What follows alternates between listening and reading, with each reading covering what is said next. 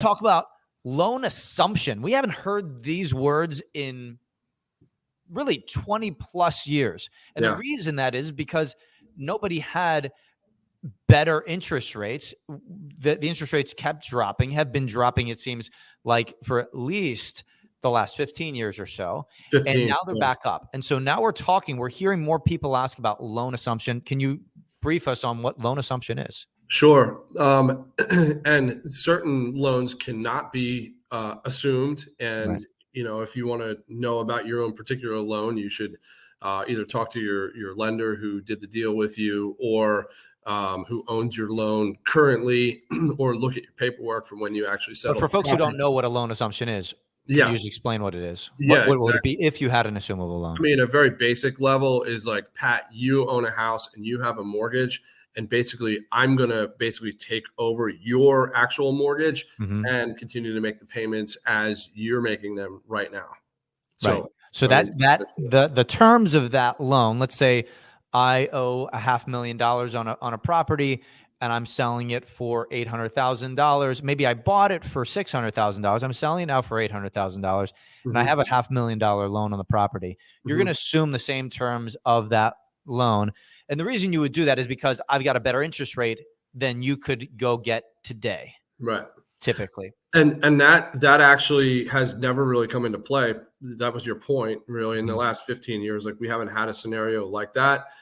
Now, though, man, the spread on what the rates are today versus what somebody might have had a year and a half to 2 to 3 to 5 years ago, that spread could be 3 or 4 percentage points very easily. And if you had a VA loan, for example, you might have had a rate at like 2.0 or 2.25%, and now your rates are 7.5%.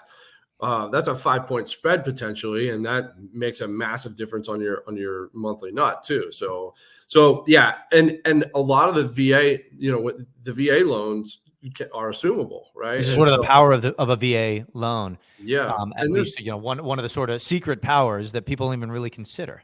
Right, and I think too with that, I mean, there's a lot of questions that are sort of asked about a VA, like, who qualifies? Do I need to be military to be able to take over a VA loan? And the answer is, surprisingly to most people, no. And so as a civilian, if you encounter a property that has a VA loan, that's for sale, you can take steps to apply for the assumption of that loan to take over that 2.5% interest rate or whatever that is. And wouldn't that be amazing in this market to be able to do something like that? So basically those are the ideas. So you've got this assumption, basically I can take over the mortgage of somebody else.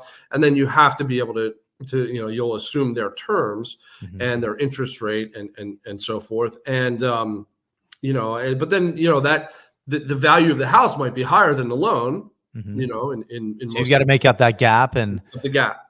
Yeah.